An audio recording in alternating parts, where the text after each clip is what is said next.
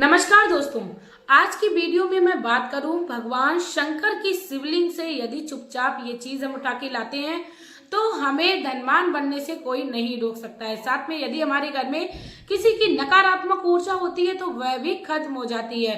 दोस्तों, मैं मेरे आराध्य श्री लक्ष्मी नारायण को मैं कोटि कोटि प्रणाम करती हूँ, मैं उनको कोटि कोटि नमस्कार करती हूँ। दोस्तों, महादेव को त्रिलोकीनाथ भी बोला जाता है, महाकालेश्वर भी बोला जाता है।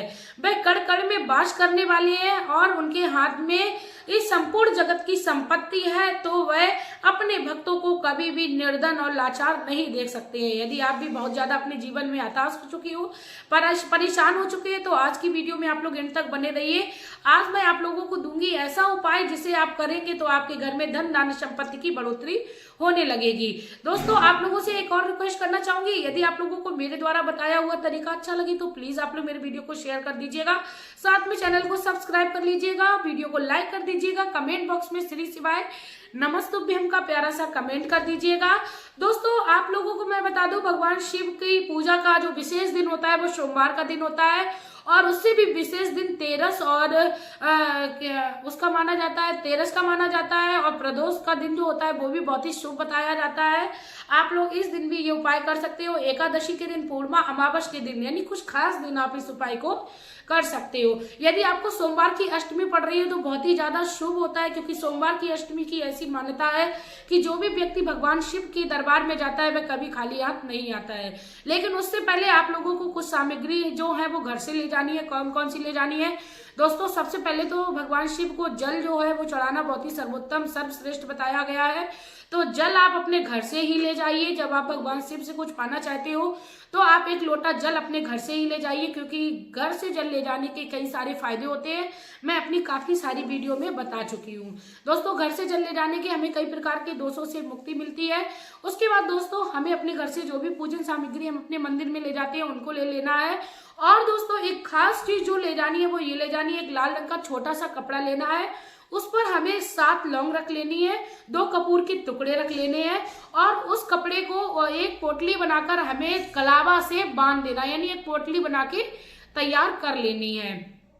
दोस्तों, भगवान शिव के मंदिर में जाएं, यदि सुबह के समय हो जाए तो और भी सर्वश्रेष्ठ, नहीं तो आप शाम के समय भी इस कार्य को कर सकते हो। भगवान शिव के मंदिर में जाकर आप भगवान शिव की शिवलिंग के पास बैठकर सबसे पहले जो कार्य होता है वो 3 तालियां बजाने का होता है। 3 ताली बजाने का मतलब होता है भगवान शिव हमारे समक्ष आ चुके हैं, हमारी मनोकामना को सुनेंगे। दूसरी ताली का मतलब होता है यदि किसी भाव में आकर हम बह जाएं, अपनी मनोकामना को कहना भूल जाए, तो भगवान शिव की कृपा से हमारी मनोकामना जो है वो पूर्ण हो जाए। तीसरी ताली का मतलब होता है भगवान शिव हमारे घर के भंडारण को हमेशा ही भरे रखें। तो दोस्तों, इसी तरीके से 3 तालियां बजानी है। गुरुदेव कहते हैं 3 ताली रावण ने भी बजाई थी, रावण संहिता में बताया गया है। रावण भगवान शिव का बहुत बड़ा भक्त था और भगवान शिव की कृपा दृष्टि उसको मिलती रहती थी।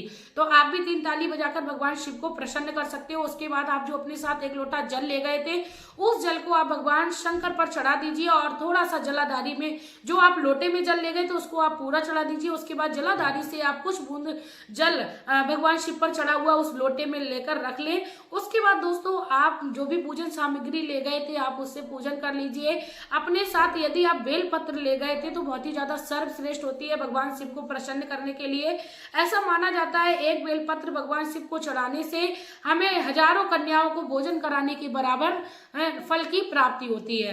तो दोस्तों, यदि आपके पास बेलपत्र नहीं है तो आपको परेशान नहीं होना है। भगवान शिव ने हमें छूट दे रखी है कि मंदिर से हमें बेलपत्र को उठाकर उसे पुनः से धोकर फिर से भगवान शिवलिंग को चढ़ा देना होता है। इसका हमें वही फल प्राप्त होता है जो एक पेड़ से टूटी हुई बेलपत्र का होता है, यानी बेलपत्र को हम दोबारा धोकर चढ़ा सकते हैं भगवान शिव पर।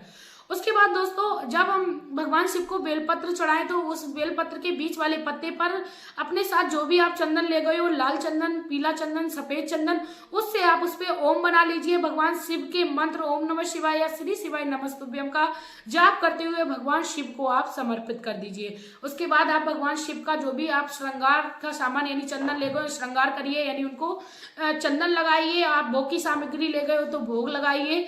उसके बाद दोस्तों, आप जो पोटली अपने घर से तैयार करके ले गई थी उस पोटली को आप भगवान शंकर की शिवलिंग पर चढ़ा दीजिए, अपने घर की मंगल कामना को बोलते हुए, अपने घर में धन संबंधी परेशानी को बोलते हुए।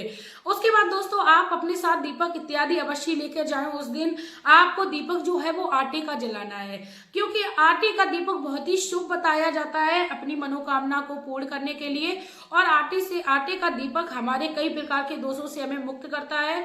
तो सर्वश्रेष्ठ जो हमें लगता है दीपक जलाना भगवान के मंदिर में, वो आटे का दीपक आप गोल बाती का जलाएं, क्योंकि किसी भी देवता को प्रसन्न करने के लिए गोल बाती का ये दीपक जलाया जाता है। आप आरती इत्यादि कर लीजिए, तब तक आप उस पोटली को वहीं पर रखा रहने दीजिए। दोस्तों आप आरती करने के बाद आपने जो भगवान शिव को पोटली आपने चढ़ाई थी, वो आप भगवान शिव से प्रसाद रूप में मांग लीजिए और भगवान शिव से आप प्रार्थना करिए, हे शिव शंकर, मैं आपके दरबार से इस पोटली को प्रसाद के रूप में, धन संपत्ति के रूप में लेके जा रही हूँ, यानी खजाने के रूप में ले जा रही हूँ। हे शिव शंकर, आपकी कृपा से हमारे घर में धन धान्य संपत्ति की बढ़ोतरी होने लगे। भगवान शिव के मंदिर से आप आ जाइए। अब आपको क्या करना है दोस्तों, जो आपने जलाधारी से एक लोटे में जल लिया था, उस लोटे के जल को सबसे पहले तो आपको अपने घर के मुख्य द्वार पर ही छिड़क देना है। ऐसा करने से आपके घर में कोई निगेटिविटी होगी या कोई ऐसी ऊर्जा होगी जो आपके घर को आगे बढ़ने ही नहीं दे रही होगी, वह वहीं से खत्म होना शुरू हो जाएगी। उसके बाद जो लोटे का जल है वो 1-2 बूंद अपने घर के जितने भी परिजन है उनके भी ऊपर आप छिड़क सकते हैं, क्योंकि ऐसा माना जाता है भगवान शिव पर चढ़ा हुआ जल जो है वो अमृत के समान हो जाता है। तो आप उस जल को सब घर के सभी परिजन के ऊपर छिड़क दीजिए। उसके बाद दोस्तों आपको क्या करना है, आप जो पोटली ले गए थे भगवान के पास से आप लेकर आए हो, उस पोटली को आप 2 तरीके से यूज कर सकते हो। एक तो आप अपनी घर की तिजोरी में रख सकते हो, जहां पर आपका धन धान्य आपके आभूषण रखे रहते हो वहां पर रख सकते हो, भगवान शिव का प्रसाद समझकर, भगवान शिव का आशीर्वाद समझकर। नहीं तो आप उस पोटली को अपने दुकान के तिजोरी में रख सकते हो, आपकी दुकान में जहां पर गोलक होती है वहां पर रख सकते हो, और नहीं तो आप किसी ऐसे कबर्ड में रख सकते हो जहां पर आपकी संपत्ति रखी रहती हो। यदि आपको आपके घर में निगेटिविटी बहुत लगती है, क्योंकि धन आने के रास्ते हमारे घर के मुख्य द्वार से ही होते हैं, तो आप चाहें तो यदि आपके घर में बहुत जल्दी जल्दी नजर लग जाती है तो उसे अपने घर के मुख्य द्वार पर भी बांध सकते हो, क्योंकि निगेटिविटी उस घर में कभी नहीं जाती है जहां पर किसी भी दिव्य शक्तियों के प्रतीक होते हैं। तो उस घर में कभी भी निगेटिविटी हावी नहीं होती है, प्रवेश नहीं करती है। जब हम अपने घर के मुख्य द्वार पर इस तरीके से भगवान शिव का प्रसाद टांग देंगे तो ऐसी कोई भी निगेटिविटी ऊर्जा नहीं है जिसकी ये मजाल हो जाएगी हमारे घर में प्रवेश कर जाए। तो दोस्तों ये छोटा सा कार्य आपको एक बार करना है, लेकिन पूर्ण विश्वास के साथ करना है, पूरे आस्था के साथ करना है। दोस्तों आप लोग भगवान शिव में जब आस्था रखते हो तभी इस उपाय को करें, अन्यथा आप इस उपाय को बिल्कुल भी आजमाने की कोशिश ना करें। भगवान शिव की आपको अवश्य कृपा प्राप्त होगी। दोस्तों यदि आप लोगों को मेरी वीडियो अच्छी लगी हो तो प्लीज वीडियो को शेयर कर दीजिएगा, क्योंकि महादेव कहते हैं कलयुग केवल नाम आधारा, सुमिर सुमिर नर उतरे पारा। यदि आप भी भगवान शिव का आशीर्वाद पाना चाहते हो तो वीडियो को शेयर करिए, क्योंकि भगवान नाम का प्रचार ही हमें इस नरक रूपी संसार से हमें तार देगा, हमें परम मोक्ष की प्राप्ति कराएगा। जीवन में शुभ कर्मों को करते रहिए। मिलते हैं नई वीडियो में नई जानकारी के साथ, तब तक के लिए हंसते रहिए, मुस्कुराते रहिए।